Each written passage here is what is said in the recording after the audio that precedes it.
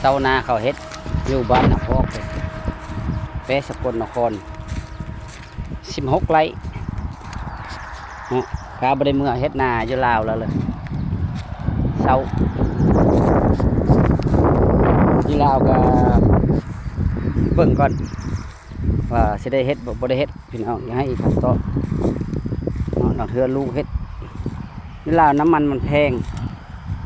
มันแพงเกินก็สิได้เฮ็ดคือประเทศไทยให้น้ำอายน้ำน้องมาอื่นตามาเจาะปลาดุกนี่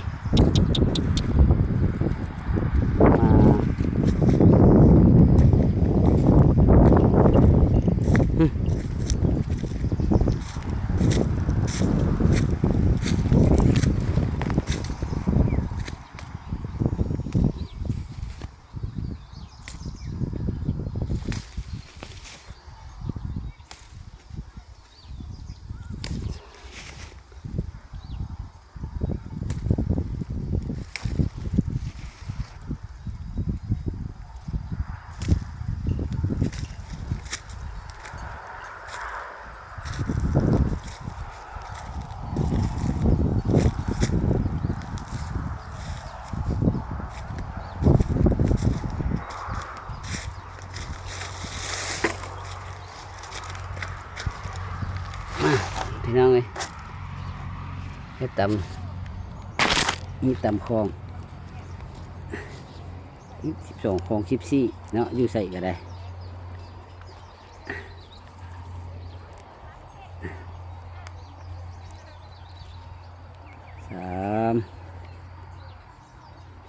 4 5มา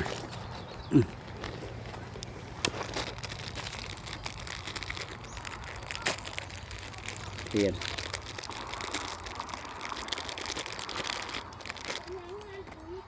วาดเข้า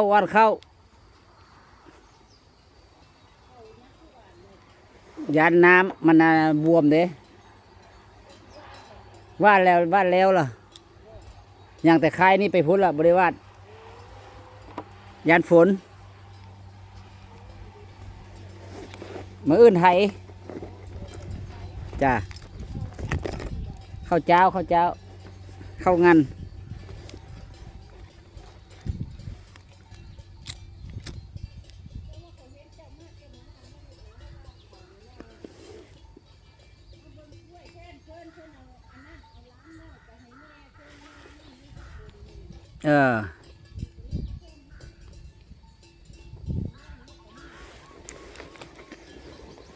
เอาสาธุเจ้าที่เจ้าฐานเจ้า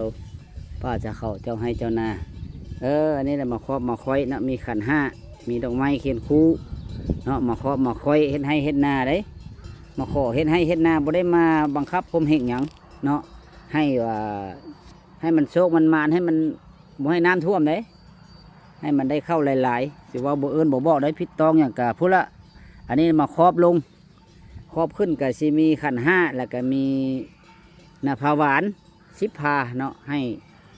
เจ้านาแล้วก็ปั่นเข้าให้อันนี้เรามาครอบมาบอกลงละมืออื่นเรามาไทยจะว่าบอกครอบบอกได้จะตื้นจะทวงจะว่าบอกก้าวได้อยู่ใส่กระไดนับถือหรือหน้าบอกว่าอยู่ประเทศ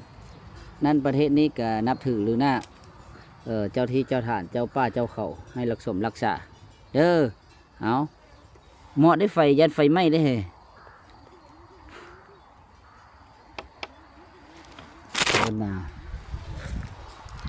ว่าน